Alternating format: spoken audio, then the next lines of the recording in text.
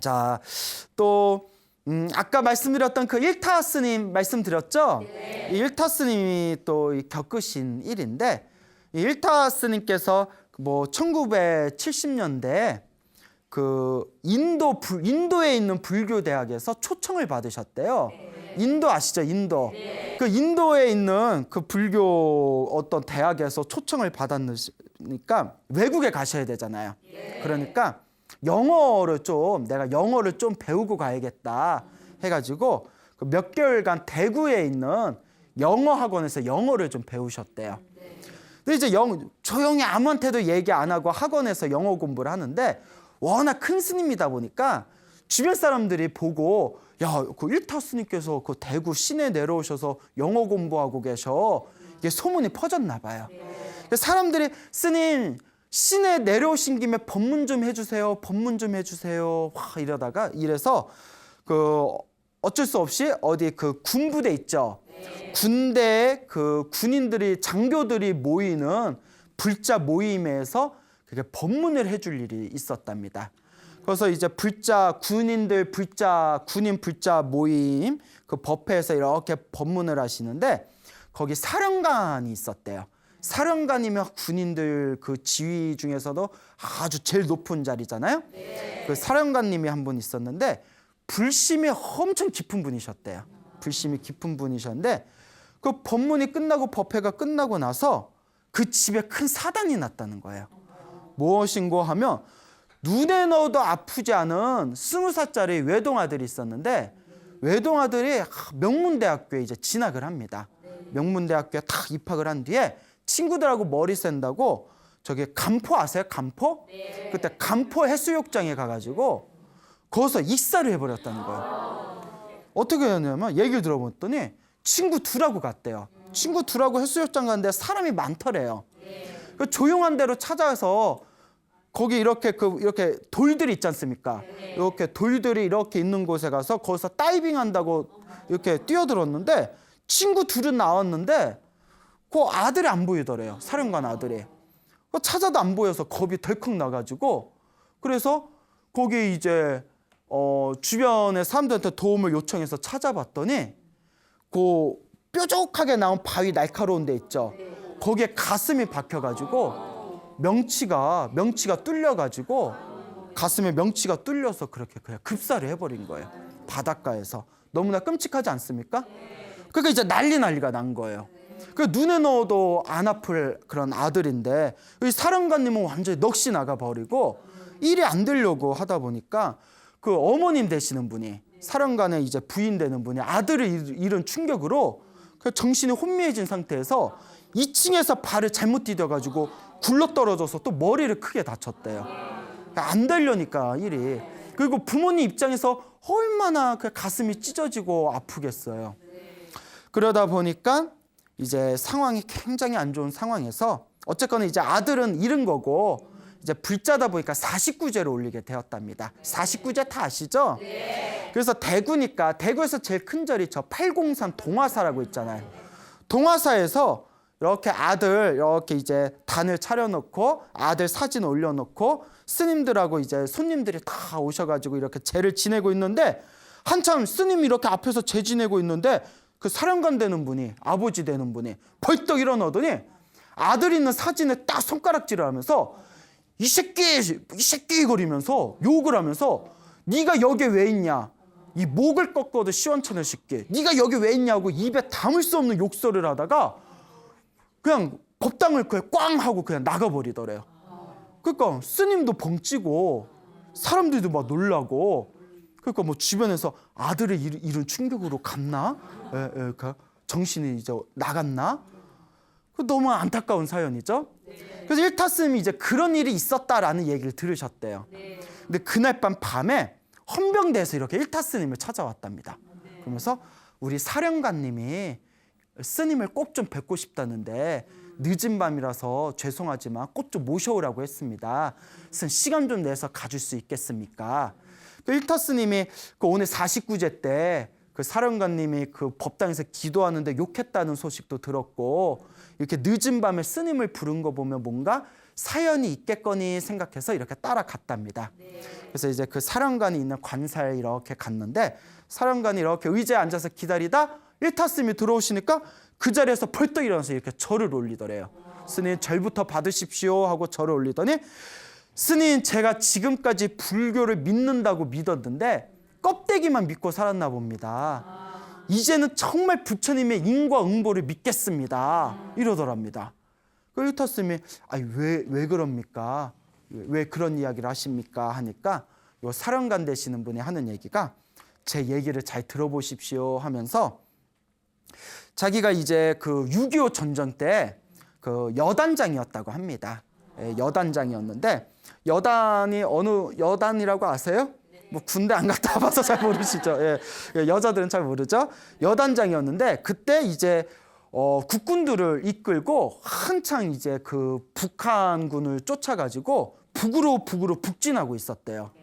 그래서 이제 거의 백두산까지 이제 코앞을 두고 계속 북진을 하고 있었던 그 찰나에, 이승만 그 당시 이승만이 대통령이었지 않습니까? 그 대통령한테 지휘관 회의가 있으니까 빨리 경무대로 와라 소식을 이제 급하게 무전이 온 겁니다. 그래서 지금은 굉장히 중요할 때인데 자기가 자리를 비우려니까 되게 걱정이 되더래요. 그래서 자기 밑에 있는 부관을 불렀답니다. 부관, 지금쯤 뭐 비서 같은 역할이죠.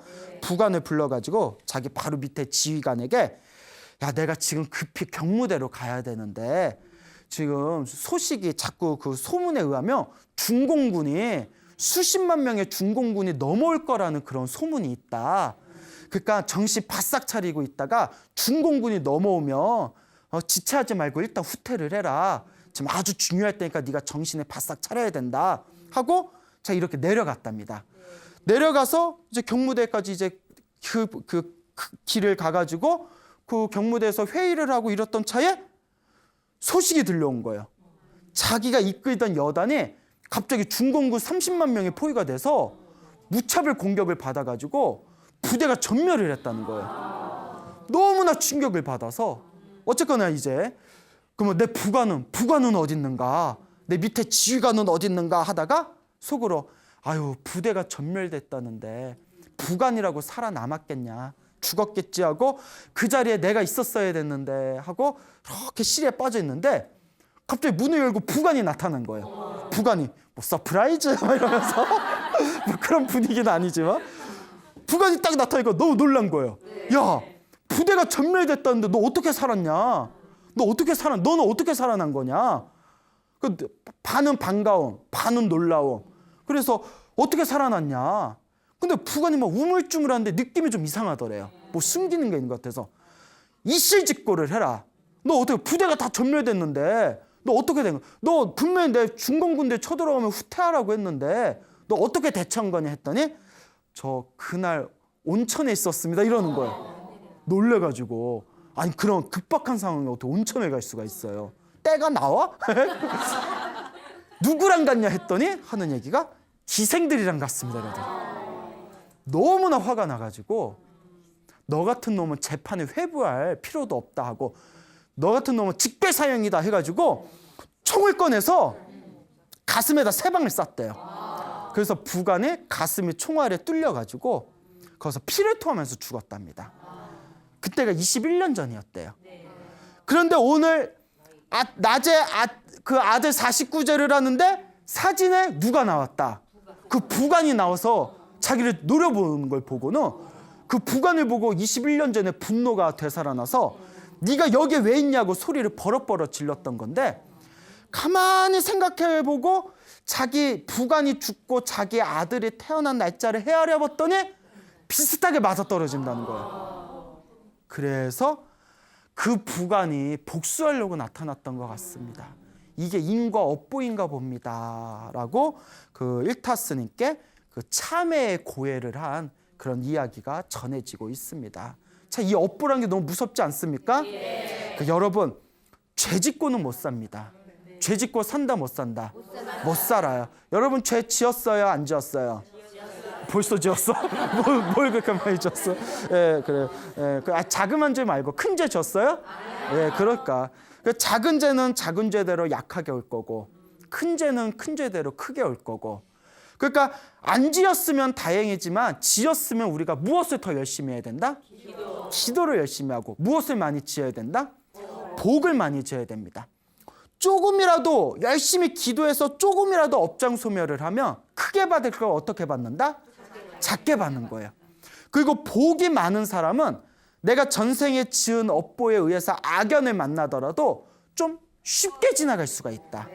근데 지어놓은 복조차도 없으면 아주 어렵게 만나야 된다는 거예요. 그러니까 이런 얘기가 있어요. 이혼도, 부부간의 이혼도 여러분, 부부가 전생에 강력한 어변에 의해서 만나는 거예요. 한 생, 두 생에 의해서 만나는 게 아니라 수십 생, 수백 생에 서로 얽히고 설킨 어변으로 만나는 게 부부 인연입니다. 왜냐하면 평생 서로 평생 거의 20년, 30년 동안 얼굴도 한 번 안 봤던 사이가 딱 서로 눈이 맞아서 만나가지고 한 이불에서 잠을 자고 애를 낳는 사이인데 얼마나 그 어변이 큰 어변이겠어요. 근데 부부관계가 좋은 어변으로 만날 때도 있지만 아주 나쁜 악연으로 만날 때도 있거든요. 그 우리 옛날 유행하던 드라마 중에 4주 후에 보겠습니다. 그거 있잖아요. 예? 4주 후에 만나겠습니다. 예. 그거 풀어보면 별의별 부부들 이야기 다 나오잖아요. 그런데 저는 결혼을 안 해봤으니까 부부관계 이런 거 상담 같은 걸 받으면 뭘 알아야 상담을 해줄 거 아니에요. 그래서 그 드라마에 도움을 많이 받았거든요. 근데 왜요? 그 드라마의 도움을 엄청 많이 받았어요. 그러니까 나중에 그 시즌 2까지 했거든요. 보다 보니까 정상적인 부부가 하나도 없잖아요. 그러니까 나중에는 어떤 후유증이 생기냐면 보이는 부부마다 뒤에 여왕벌이 있는 거 아니야? 예?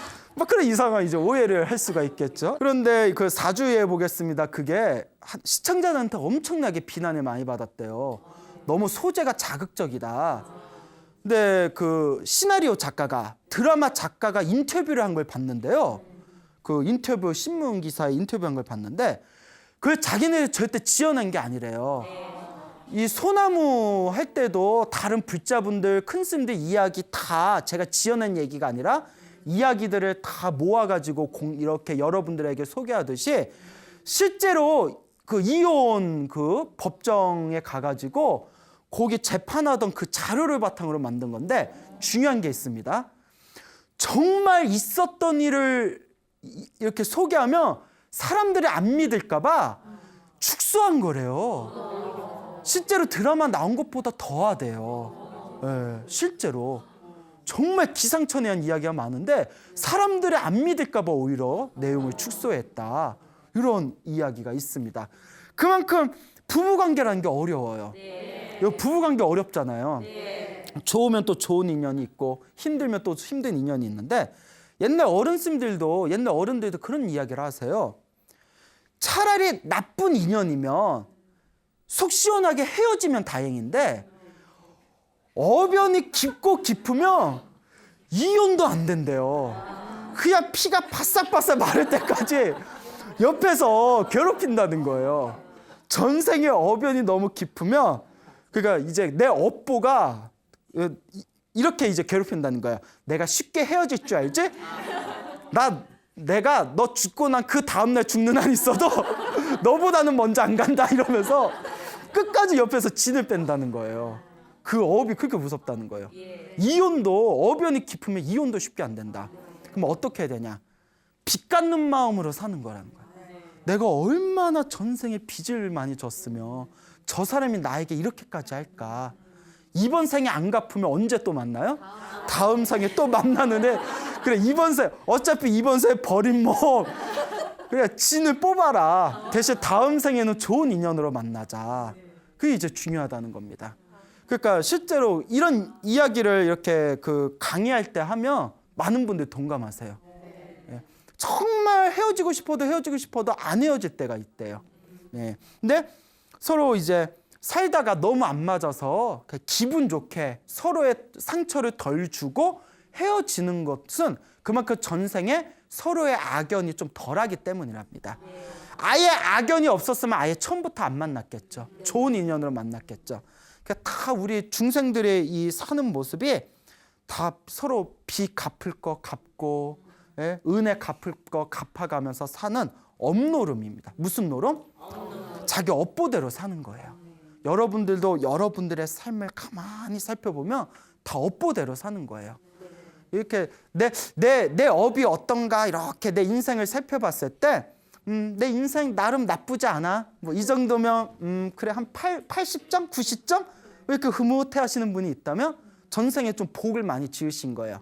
근데 이번 생에 내 인생을 살펴보면서 아, 대다. 예? 아, 인생 대다. 인생 참 퍽퍽하네. 예? 그 있잖아요. 막 힘들게 막 노가다 한 뒤에 예, 떨리는 손으로 몸이 탈진해서 떨리는 손으로 탁 담배 한 모금 물면서 예? 담배 한 모금 물면서 후 내쉬면서 아, 인생 빡빡하다. 뭐 이런 거 드라마에 나오잖아요. 전생에 좀 무엇을 많이 안 지었구나? 복을 많이 안 지었구나. 예, 이렇게 생각해 볼 수가 있죠.